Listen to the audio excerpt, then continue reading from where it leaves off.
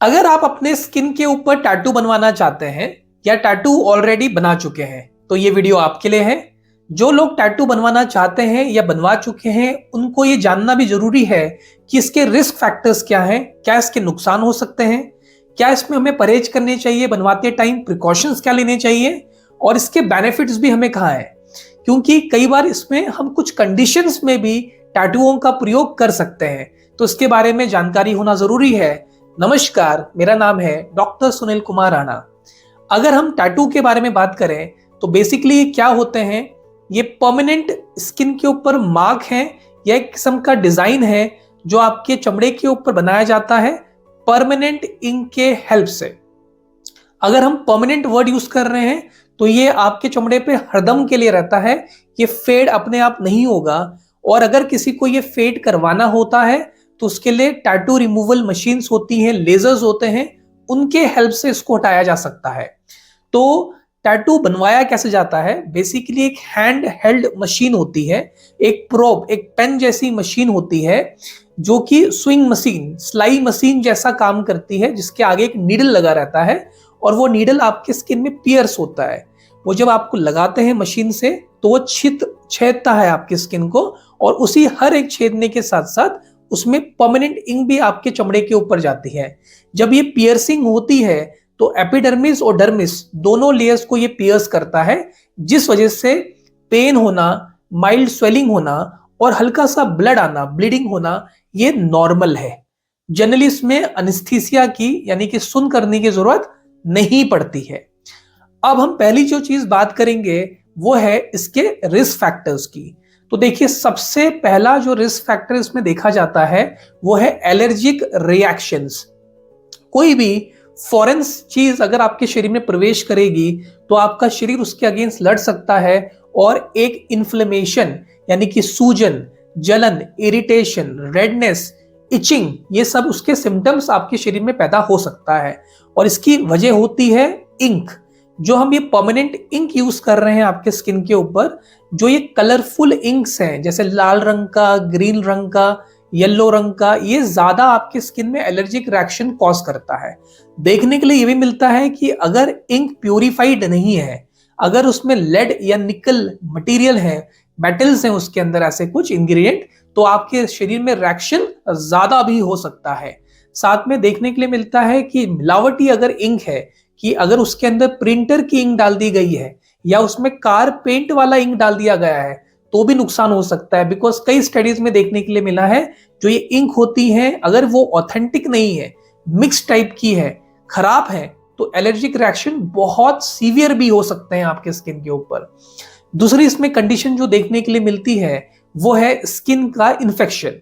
जब उसको पियर्सिंग कर रहे हैं हम लोग नीडल के थ्रू, अगर वो इन्फेक्टेड है, अगर वो 2 लोगों पे यूज पहले ही हो चुकी है, अगर वो ढंग से स्टरलाइज नहीं है, जो स्टूडियो जहां से आपने करवाया है वही स्टरलाइज नहीं है, जो कर रहा है उसका ही हाथ पे ग्लव्स नहीं है, तो ये बीमारी और तीव्र हो सकती है। स्किन इन्फेक्शन हो सकते हैं, सेप्सिस हो सकता है, ब्लड बॉर्न डिजीज हो सकती है, हेपेटाइटिस बी, सी हो सकता है, इसमें HIV जैसी कंडीशंस भी देखने के लिए मिलती हैं। तो बहुत सारे स्किन के इन्फेक्शन, बैक्टीरियल इन्फेक्शंस वगैरह भी इसमें हो सकते हैं। हाई ग्रेड फीवर, चिल्स, कपकपी सी उठना, स्वेलिंग आ जाना, इसमें बहुत सारे अर्टिकेरिया के लीजन्स, ये सब कुछ देखने के लिए मिल सकता है अगर कुछ गड़बड़ी होती है तो। और तीसरा इसमें जो साइड इफेक्ट है वो है ग्रैनुलोमा या क्लॉइड फॉर्मेशन। जहां पर पियर्सिंग होती है, कभी आपने देखा होगा उसके चारों तरफ स्किन मास सा उड़ जाता है, ग्रैनुलोमा, या वहां पर एक सख्त सी स्किन बन जाती है जिसको स्कार मार्क्स बोलते हैं या क्लॉइड बोलते हैं। तो बहुत सारे इसके अपने रिस्क फैक्टर्स भी लेके आता है।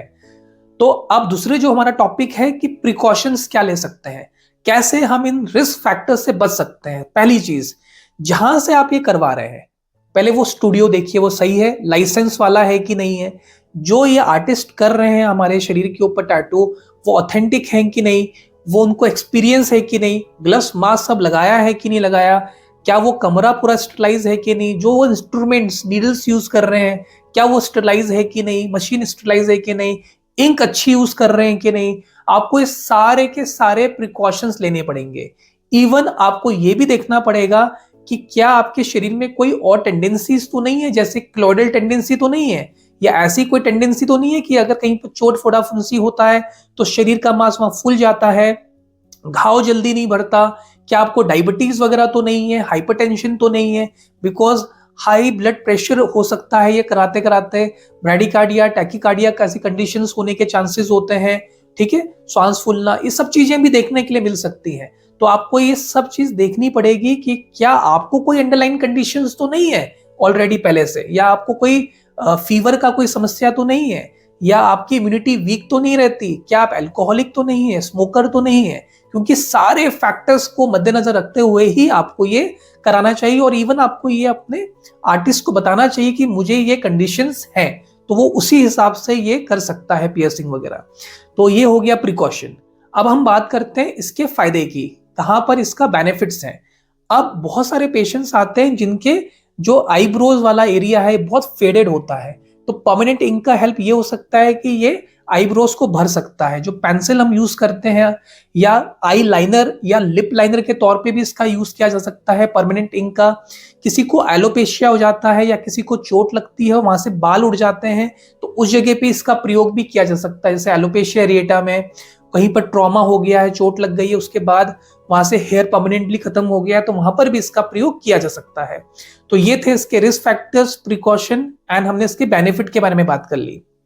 अब अगर सब कुछ सही है, आपको हर चीज अच्छी मिल गई है और आपने मन बना लिया है कि आपको अभी जाके करवाना है, तो ये करवाने के बाद, पियर्सिंग के बाद क्या आपको ध्यान रखना चाहिए?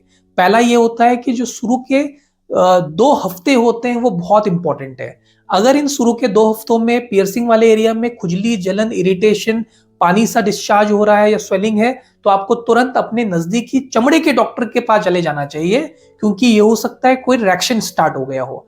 अगर ऐसा कुछ भी नहीं हो रहा है तो स्टार्टिंग के 2 घंटे में जब आपने पियर्सिंग कराई है तो वो बैंडेजिंग कर देंगे और आपको एंटीबायोटिक क्रीम दे देते हैं। उसके बाद आप 2 घंटे बाद इसको सोप एंड वाटर से वॉश कर सकते हैं, हल्के हाथों से। आपको ध्यान रखना है कि ज्यादा इसमें धूप नहीं पड़नी चाहिए। आप स्विमिंग बिल्कुल अभी मत करिएगा। आप अल्कोहल, स्मोकिंग का भी प्रयोग बिल्कुल मत करिएगा।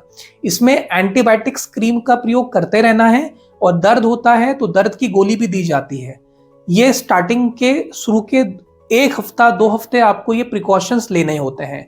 अगर उसमें कोई भी दिक्कत हो, उभारपन सा आ रहा है, जलन खुजली हो रही है, तो याद रखिए तुरंत अपने नजदीकी चमड़े के डॉक्टर के पास ही आपको जाना है। तो ये आपको आज हमने बताया टैटू के बारे में।